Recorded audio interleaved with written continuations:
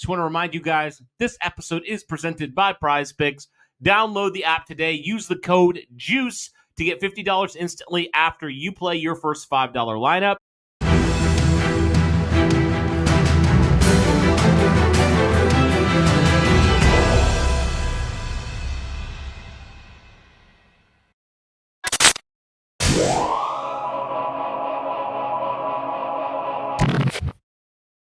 What is going on, Colts Nation, and welcome back to another episode of Bring the Juice. Your guys, Cody and Derek, back with another one, guys, and we are continuing along in our look at the different position groups here ahead of training camp, ahead of the regular season.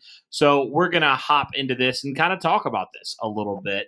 So we'll start here, Derek, by just talking about the defensive line in general because we talked about the offensive line. I know last year we did, some of a little bit of both, right? We did defensive end, we did defensive tackle, but I think just for the sake of everything, we'll just talk about the defensive line in general, right? There's a few more guys than the offensive line that I think are noteworthy and worth talking about, but there's a lot of guys here that I think are going to factor in.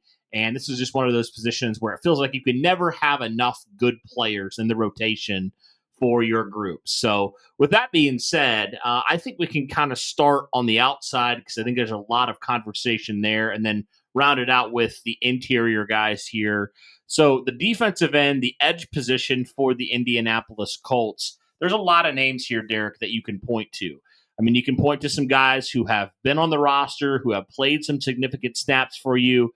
I mean, last year, the two guys in particular that I'm talking about, Kwity Paye and Laiatu Latu, who were kind of your two, obviously Dayo Dengbo also had some snaps, but those are kind of your two other primary guys with obviously Samson Ebukam being sidelined last year.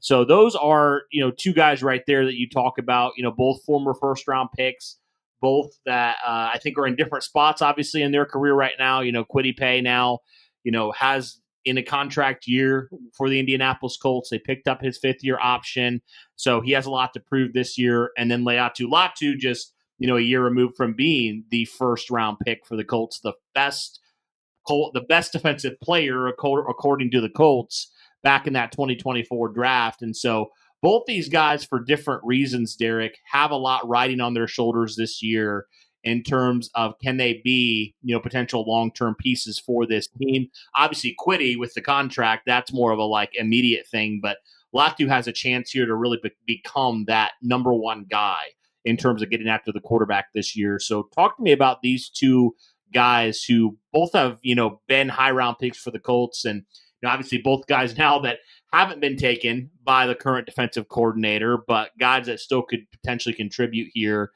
in 2025. Talk to me about both these players. Yeah, for Kwity Paye, there is a lot riding on this season for Kwity Paye, some of which he has control of, and in other things he doesn't really have control over, Cody. Ultimately, what's going to establish it for Kwity Paye is, how does he play throughout the year?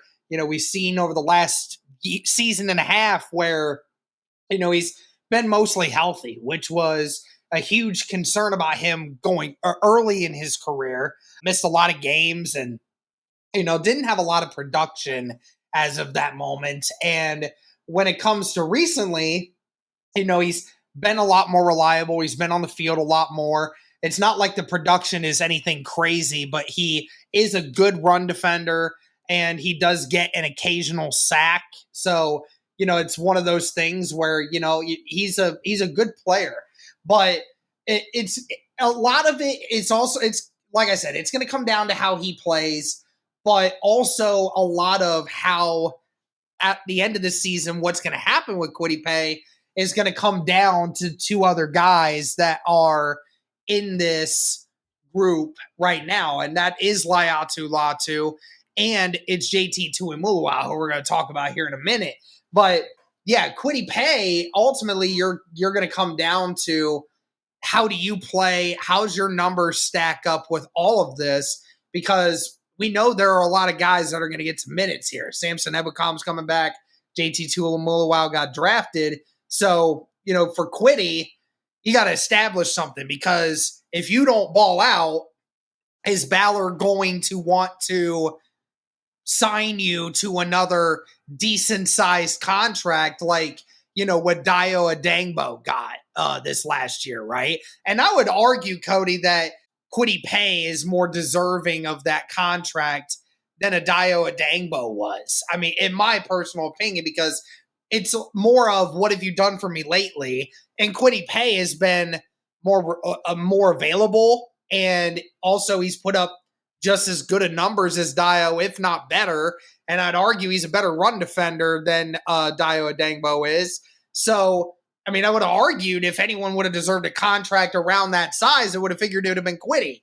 But ultimately, yeah, how does he play? If he doesn't show that he has the ability to get that 10 sack season sort of thing, or he doesn't establish himself as a truly elite run defending edge guy, then there could be a situation where Kwity doesn't really last outside of this season.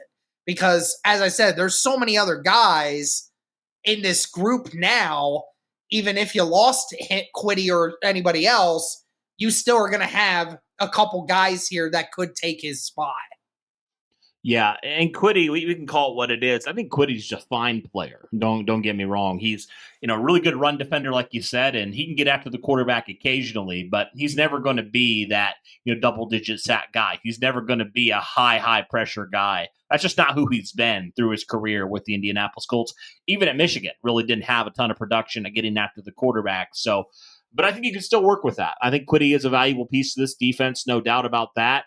And what he can do, when it comes to stopping the run, I think is definitely something that you want to keep on your defense. And, the good thing with this group that we'll talk about is there's different guys who specialize in different things, right? Yep. Kwity is obviously the run first guy, the first and second down guy. And then you have some guys who can help on third down, like Latu, for example. And obviously Latu, it's a big year for him to just kind of prove he can be the guy long-term for this team. And, we'll have to see, Derek. I'm very intrigued because, you talk all the time about how bad the scheme was a year ago, how, quarterbacks could literally go 3-step drop and drop it in a lot of times, right? Because there was like no resistance on that defense. And it was so easy. It was like, that's why you saw so many backup quarterbacks like pick this Colts defense apart over the last couple of years is because of that. And just the simplicity of the scheme, from opponent to opponent. You don't really adjust. You just kind of like, here's our defense. It's simple.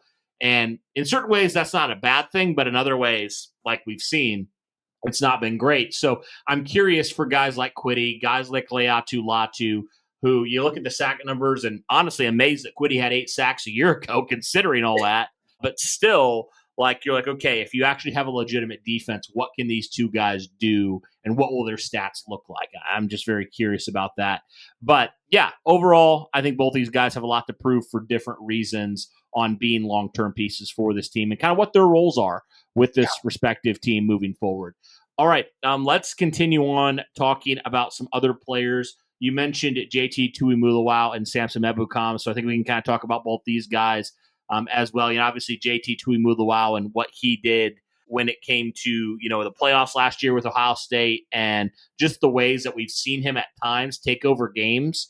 I mean, it's exciting to have a guy like JT who, I think you love to see that he was a riser in the playoffs. You love to see that when it mattered the most, he was doing the best, right? That kind of stuff's exciting. But, I'll be curious to see kind of what his role is. I think he, from what you've told me, with your time watching him at Ohio State, he seems like a guy that's a really good run defender. So maybe he is more of that first and second down guy as well, say alongside Kwity Paye or something like that.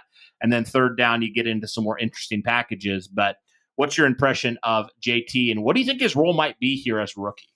For JT, again, for anyone that is new to this channel or hasn't seen the last time that I talked about JT, when we talked about him when he got drafted, like I said, he had one of the most impressive games that I have ever seen from a defensive end in a college football game.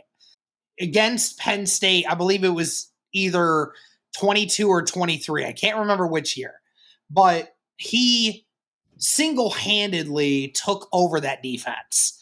Like, he had He had 2 pass deflections, had an interception in which he took it for a touchdown.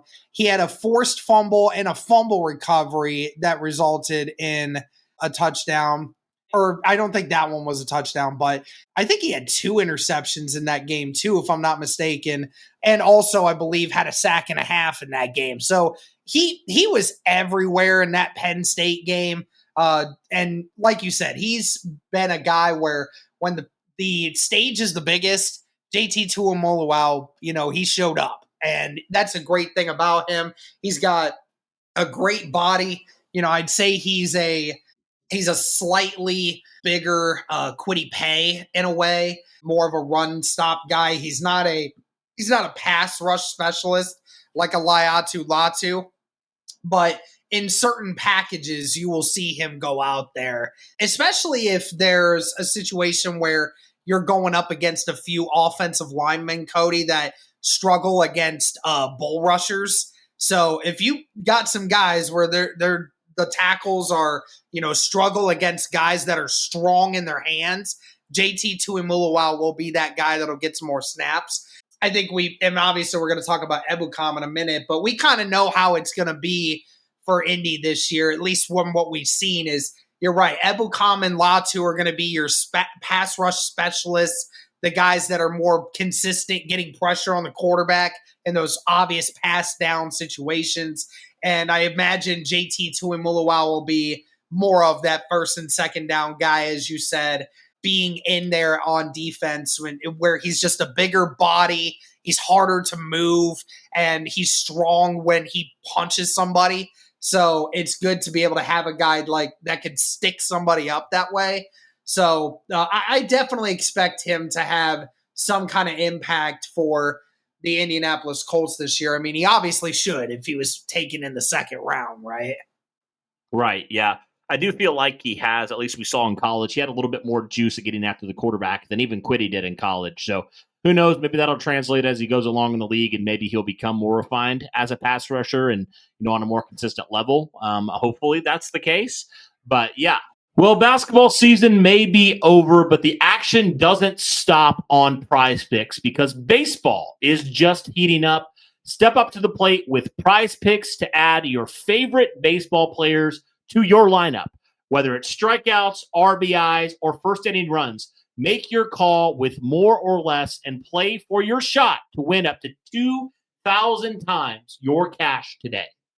Prize Picks discounts select player projections up to 25% to provide even more value to your lineups. Think Shohei Ohtani will get more than one home run this week? Juan Soto for more than one hit?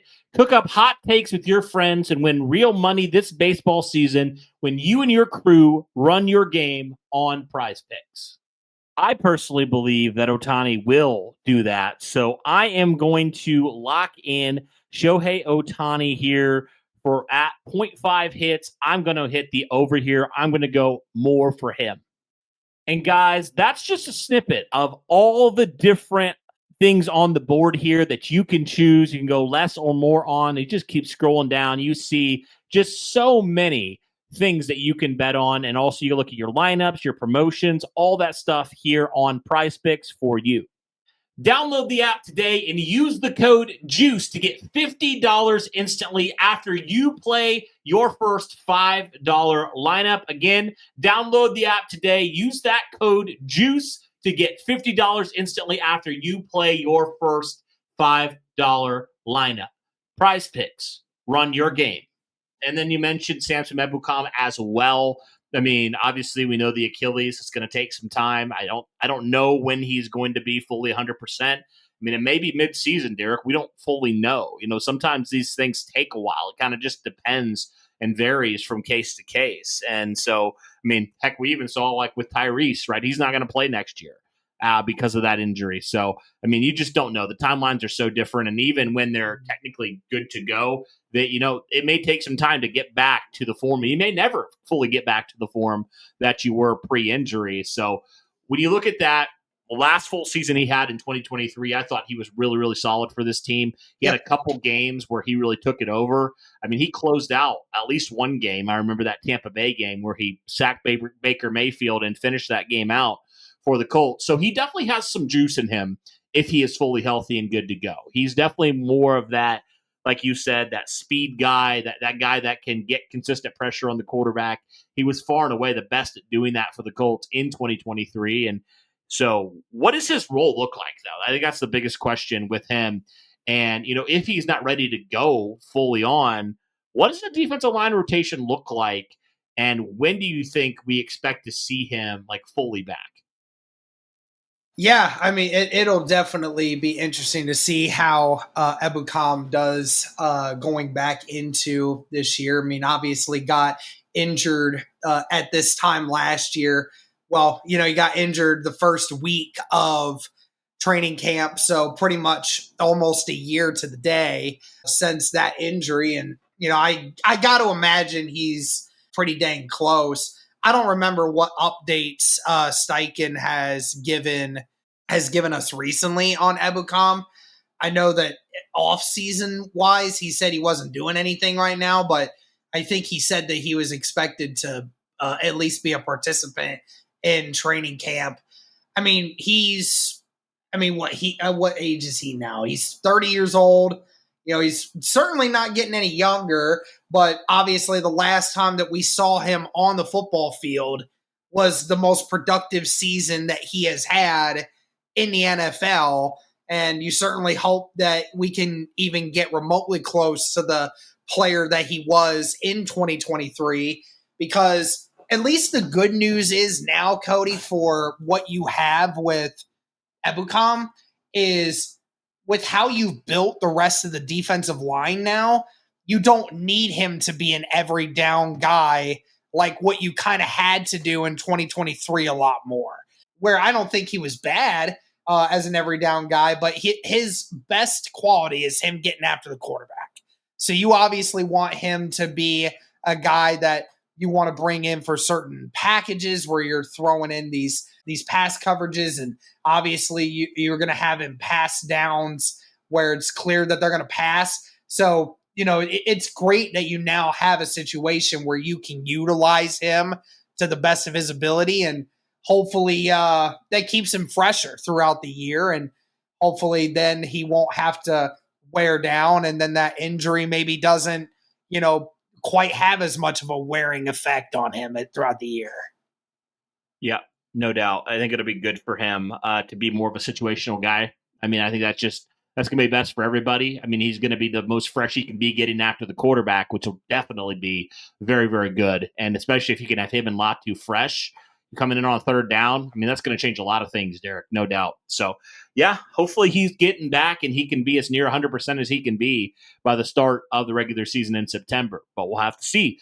All right, now one more guy I think really, maybe we could highlight two other guys that are going to be kind of backup guys, role guys. Tyquan Lewis would be one. I mean, we know Derek Tyquan's been a solid rotational player for years, but nothing too crazy at this point in his career. And then obviously Isaiah Land is another guy that played some snaps last year for this team. Played some good snaps, I thought, in the preseason, Derek. I thought he looked good, but then never really got a chance there and never really has had a chance with the Colts outside of preseason. So just two guys that I think are solid players that could help you in a pinch if you needed them to. But obviously you hope neither of these guys really see the field a ton. Yeah, no doubt. I mean, again, the depth of this whole group is going to be tested. And, for Tyquan Lewis, I mean, we've seen times where, throughout his career, he's had some games where he's done some great things. But, again, not a guy that you want to have out there for a long period of time. He's more of a pass rush specialist than some other guys on here, but certainly far from what you would want. And you're right. For Isaiah Land, the most that you've seen from him was in the preseason. Again, there's always those guys that we fall in love with during the preseason. A guy that, every time he goes out there, he gets a sack a game, or, he forces a turnover that makes you look like this guy could potentially steal some minutes from somebody.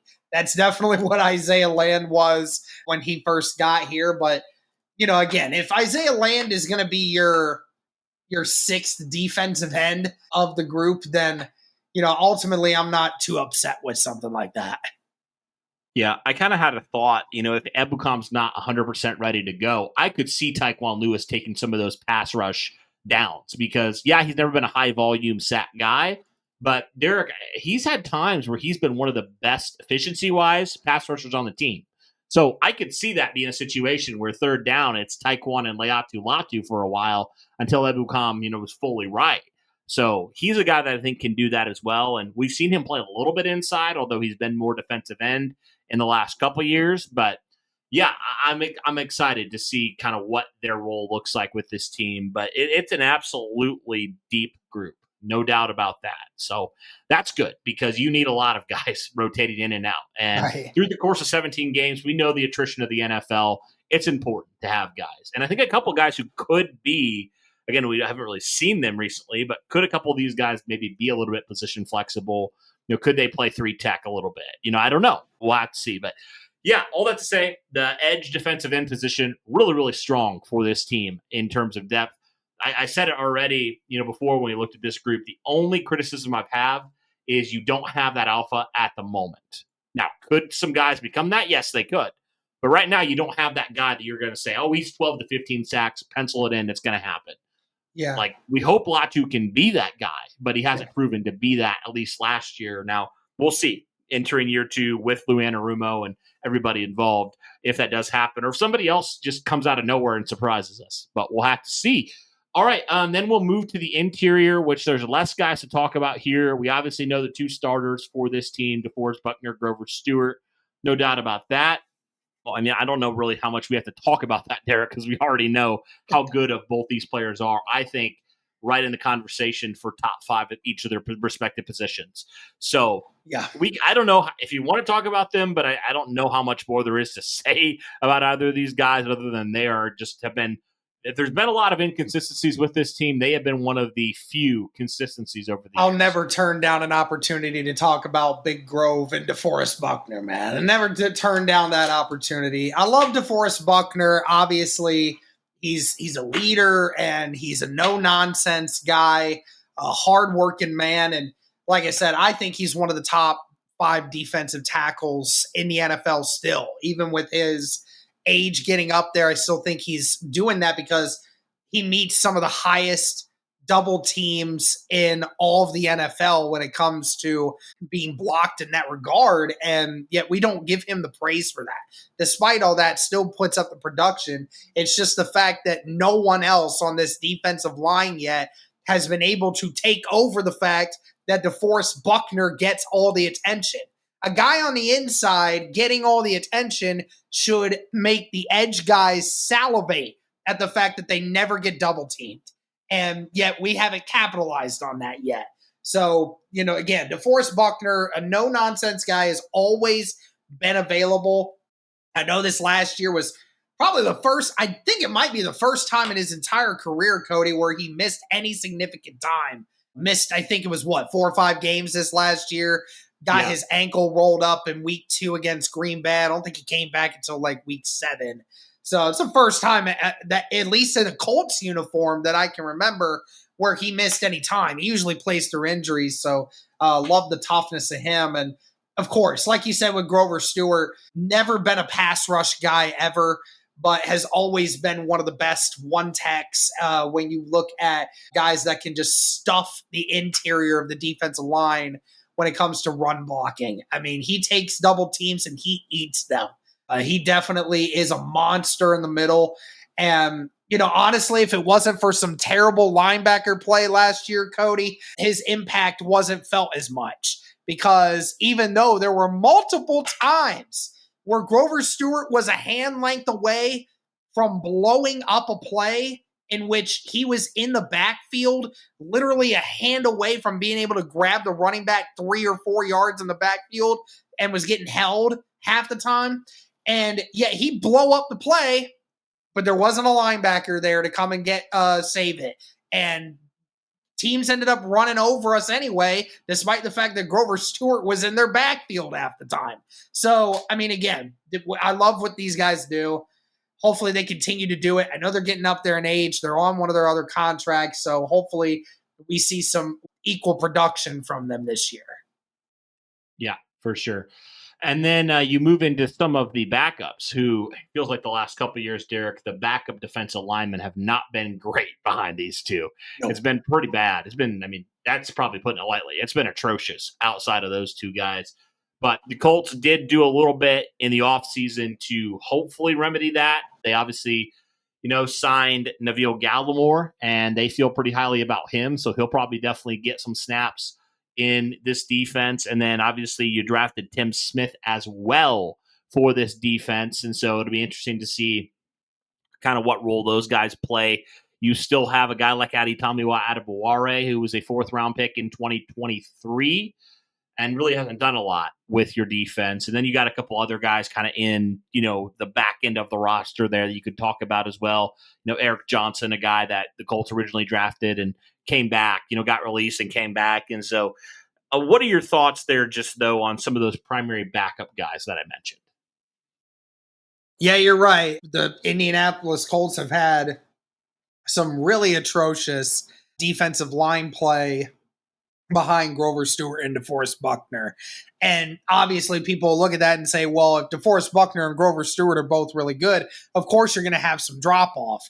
Yeah, I'm not saying that that's not the case, but the amount of drop-off between that, I mean, some of the worst PFF grades, if you take into consideration that stuff, come from our defensive interior linemen, our backup ones especially.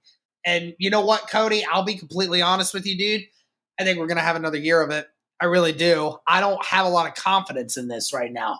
Adetomiwa, he's too small. He's too small. He gets eaten up by double teams, and teams just run at him when he's in there. And it's sad to say, but that's the truth. And Neville Gallimore, again, a guy that was high when he got into the league, but hasn't really shown anything. He's never really been a guy that has really shown any reason to be on a roster yet, other than the raw potential of what he could potentially unlock. And, of course, Eric Johnson II, ever since he's been drafted by Indy, has been a complete bust. Hasn't really done anything good. He's been literally graded as our second worst defensive player on our team since being here. So, I mean, if that tells you anything. And then Tim Smith, I mean, don't want to say much about Tim Smith, but he's a rookie. He's a 6th-round rookie. I don't know what we're going to get out of him. There's nothing really that pops off the tape when it comes to him.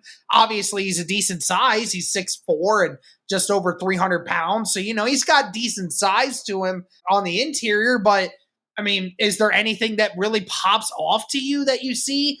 Not at least in my eyes. So, again, I don't see anything here that makes me think that we have fixed that issue. I know obviously that we brought somebody in and, drafted another, which, I mean, you and I kind of sat there during our draft coverage and we were kind of shocked at the fact that they waited that long, to really emphasize that, because that's what you and I said. Outside of, getting a second running back and getting some more and getting a tight end, obviously, outside of those two positions, we kept talking about how, interior defensive line is the most important thing that you should be addressing.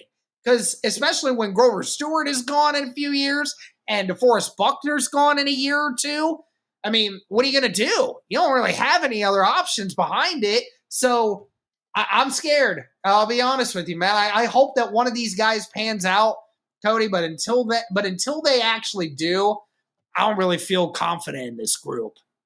Yeah, I'm just not sure. I mean, hopefully, Tim Smith emerges and can be a really solid run defender. I think that would solve a lot in this if he can be that and do what he did at Alabama. I mean, the stats aren't crazy with him, but, obviously when you're a run stopper, they're not going to be crazy. So yeah. I'm hopeful that he can be a guy that can step in and be that backup one tech from day one. And, he's not going to need to play a ton of snaps, but the snaps he needs to play, you need him to be at least average, I think would be a step up from what you've had. And then you could hopefully figure it out between Gallimore and Adetomiwa at that 3-tech backup, hopefully. But anyway, regardless of that, guys, that is the defensive line right there, breaking it all down, talking about all these different players at these multiple positions on this defensive line. And I'd be curious what you guys think about this defensive line in general. I think definitely, Derek, my first impressions of this defensive line is there's definitely a lot of talent in this group. There's definitely some concern with this group. But overall, I think the talent is there to make this be a really, really solid defensive line this year. But you need a couple guys to step up. And if they can do that, I think it takes this group from a pretty good group to potentially a really great group. So let us know, guys, your thoughts in the comments down below. If you haven't already, be sure to hit that like button, hit subscribe, turn on the notification bell, all that good stuff. Guys, we are rapidly approaching training camp. We are getting there with every passing day. We are so close. We are in football month. We are almost there. So, guys, if you are a football fan and a Colts fan, whatever, we'd love for you, if you haven't already, hit subscribe and just continue along with us as we continue to grow this channel. But that'll do it for this one, guys. Thank you so much for tuning in. We greatly appreciate it. And as always, guys, go Colts.